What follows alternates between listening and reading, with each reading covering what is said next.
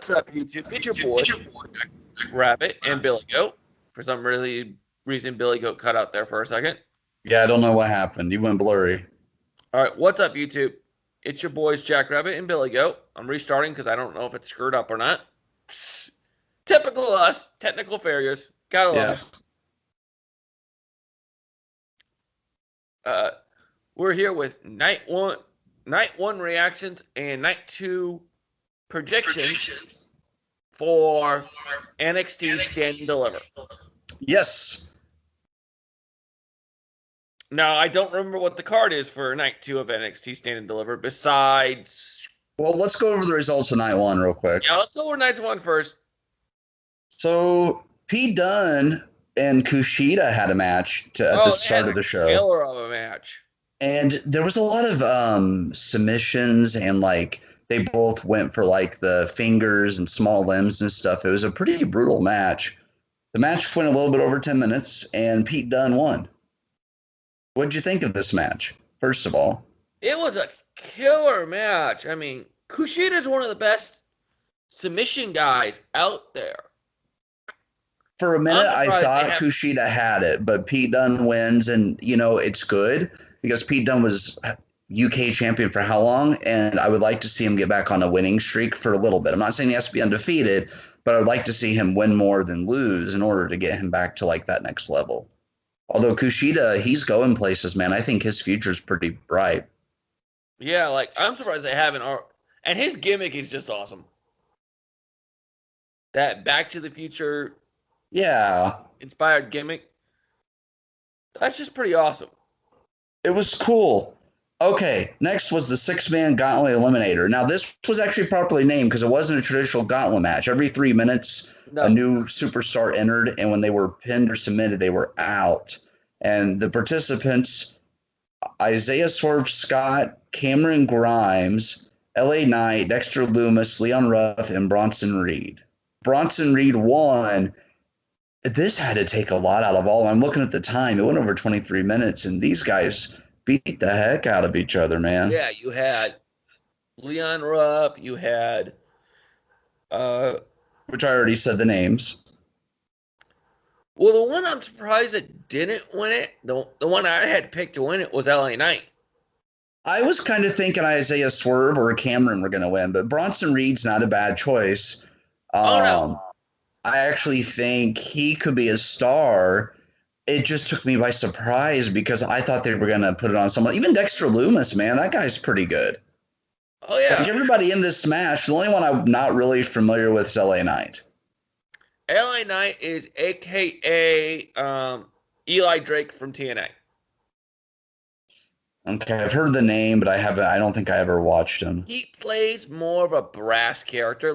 How he reacts on NXT, exactly how he behaved when he was in TNA. Okay. There is no difference. Well, down to calling people dummies. Yeah, that was a good match. And he, of course, will get a shot at Johnny Gargano's NXT North American Championship tonight. We'll get into that in a minute. Next up, Walter defended his UK Championship against Tommaso Ciampa. And these guys, you should have seen Walter's chest. My God, it was welding from all the chops. And early on, Ciampa took out the arm of Walter, and Walter couldn't really do the chops as good. But I was so shocked when Ciampa got his finisher off the top and Walter kicked out. I was like, this has to be the end of the reign. And then he kicked out, and I was like, what the heck? Yeah, I mean, it was a great match, but honestly, I don't see Walter losing it to a non-UK guy. Yeah, it doesn't make sense. Whoever wins has to go over to NXT UK and defend it. Right. It doesn't make sense unless you're going to use someone that's from North America and do a crossover to where you have a UK versus regular NXT. Then I could see it working. But I don't mind seeing a UK guy win the NXT champion, but having an NXT person win a UK champion is just really weird. You know what I mean? If Walter won the North American Championship, I wouldn't be offended by it. I'd be like, oh, okay. But an American wrestler would win the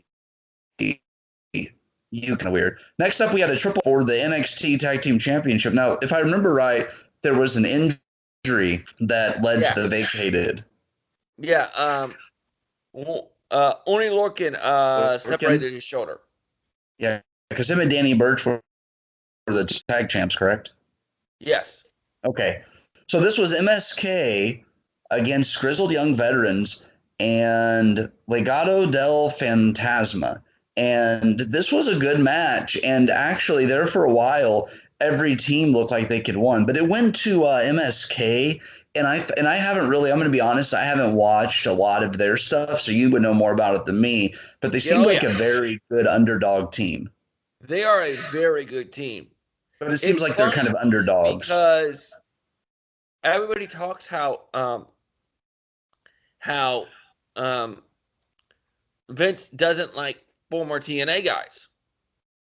And I'm going to bring this up here because this is a perfect match to do this in.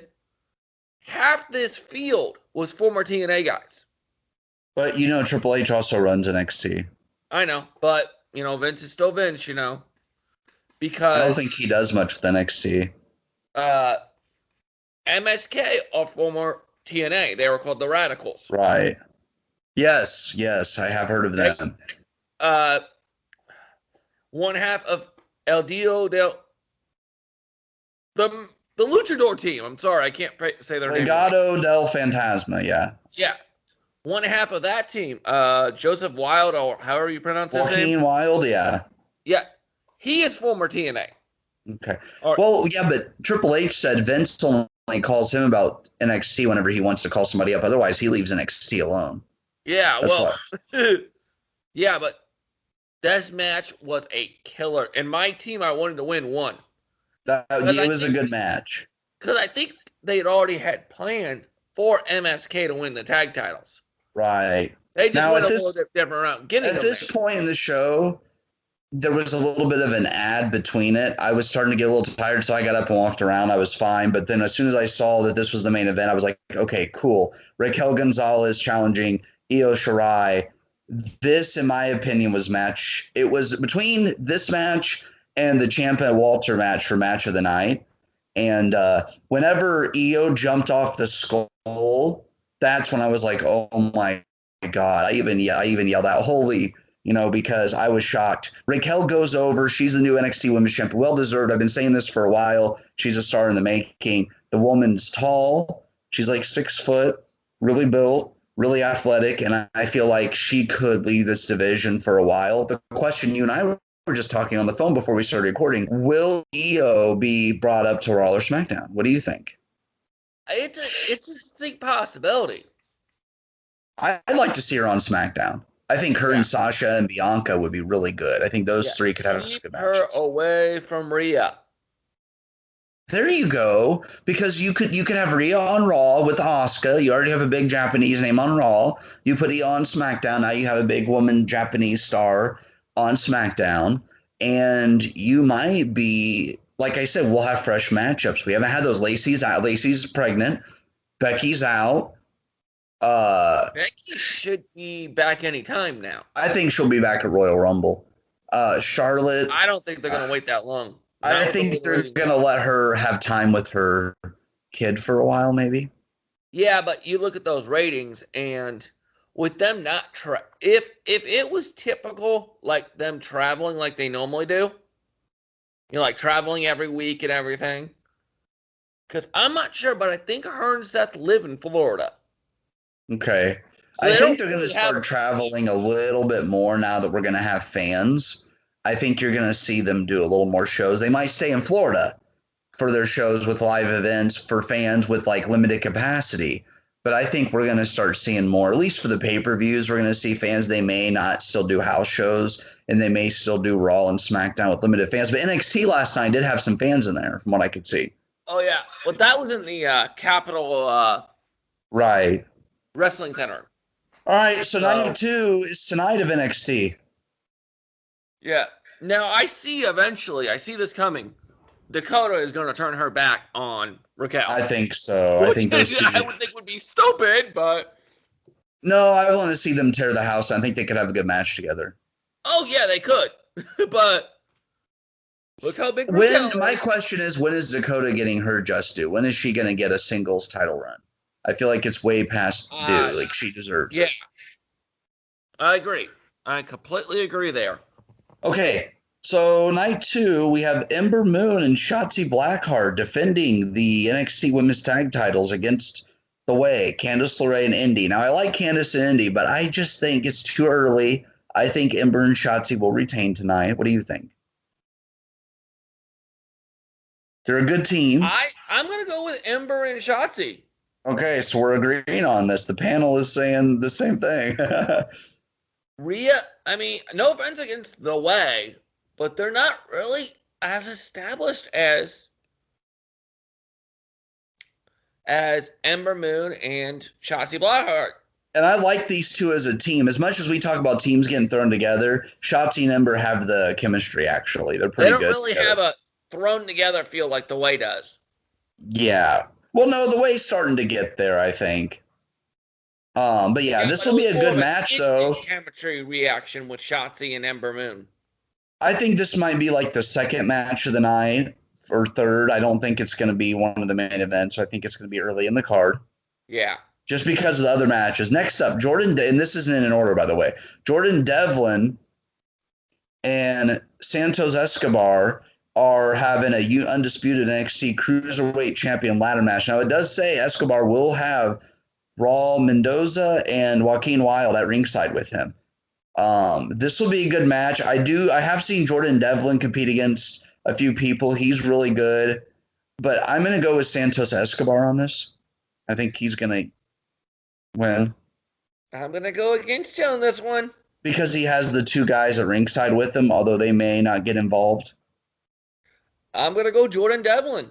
Okay. Because you could make it into a good underdog story. I guess that would be true. I'm going to stick with my pick just to keep it interesting. Yeah. Plus, I can't go against my Irish boy. I'm sorry. Right. I cannot do that. Okay. I mean, I gotta go. Gargano is defending the NXT. Gargano's defending his NXT North American Championship, Mr. Takeover, against Bronson Reed. Now, Bronson Reed already had to win a hell of a gauntlet eliminator, but I think this might be his night, man. I think Bronson Reed gets this, but I think Gargano's going to put up another good takeover match. Yeah, well, he always puts on a good takeover match. Doesn't mean he always wins. The only thing is this doesn't say that it's no DQ, so Gargano may get himself disqualified to keep the title. That's the only thing I could see happening. Yeah, but I could see him get disqualify himself on a like an NXT show, but not on a takeover. People would be pissed. I think it'll be a good match. I'm going to go Bronson Reed, though. I think he gets this. What do you think? I'm going to go with Bronson. I called Bronson as soon as that match ended I watched the end of that match last night. I'm like, Bronson's winning the title. Yeah. All right. This one's brutal. This next match we're going to talk about is very personal. Adam Cole against Kyle O'Reilly in an unsanctioned match. They've done these before with Ciampa and Gargano. The fans were into it. It was a damn good match. I think this will be good, but I'm going Kyle O'Reilly. I think he's going to show everybody why he can't be underestimated. Okay, I'll agree with you on the Kyle O'Reilly, but here's the question. There's a factor in this we're not taking in. Well, two people we're not taking into effect here. Bobby Fish, who's out on injury, and Roderick Strong, who is not on injury, and he just disappeared on NXT. I think Roderick shows up, but maybe it backfires and Kyle still gets the win. That's what I'm going with. See, I don't think Roderick would. I think I could more see Bobby Fish getting involved. Yeah, but he's injured, you said. Well, he's out on injury, but we don't know what his status is. They haven't said. Yeah, but if it's like a serious injury, he hasn't been out that long. But I'm thinking something like Roderick Strong gets on the apron. Cole, maybe Roderick holds O'Reilly. Cole goes for an attack. Riley moves, takes out Roderick, and then Kyle gets to win that way. That's what I'm kind of leaning with. Yeah, well, because I could see Roderick actually interfering on behalf of O'Reilly. Really? You think you might turn on Cole? Oh, yeah. Oh yeah, The question is, as a result of that, would Adam Cole get a singles run on Raw or SmackDown? possible. I would like to see it. That His time has could been be long why overdue. they broke up the Undisputed Era. I'm like, they better broke them up for a good reason because that was a damn good team. Why would you break up a damn good team? Right. Because I want to see Kyle O'Reilly and Bobby Fish eventually add power to the tag division on Raw or SmackDown. So I would like to see the Undisputed Era come back in that way. But if Cole's going to be a solo star, it actually makes sense. Yeah. Okay. Next match. Main event, probably Finn Balor defending the NXT championships against Karrion Kross with Scarlett. If I remember right, Karrion got injured in their last match. No. Karrion Kross got injured in a match against Keith Lee. That's right. That's right. He did. I remember that. He So this is separated going his to be shoulder. a physical match. I think Balor retains, though. I agree. I think Finn's going to retain. The only reason I could see him dropping it if he's going to go back to Raw or SmackDown. Yeah, I just don't know because before he hasn't been used very well, so he might be better off in NXT. Well, but I could see it going either way. This is going to be a physical match too. I guarantee it. All right, but yeah, but see, before the only reason why he wasn't used well is because Vinnie Mac likes to said, "Oh, this guy isn't a draw. He doesn't get fan reaction." Yeah, I know. Baloney him, dude. I remember whenever I do remember us being at a show in person, and it was like a week after he said that, and what happened was it was a commercial. It was a commercial. The lights went out, but Balor's song was still playing. Everybody was standing cheering for him for like 3 minutes straight. So he got a standing ovation for the entire commercial break. So yeah, and then he started smiling because he knew that he was over. Yeah, he's over he's about over as bad as Zack Ryder was over. I mean, Zack Ryder was pretty over too, and he said still kind of ignored it. I'm like, dude. And you wonder why your ratings are dropping. All right, well, enough of this. We'll catch you all in the next video. We'll talk to you guys later. Yeah, sounds good. Peace.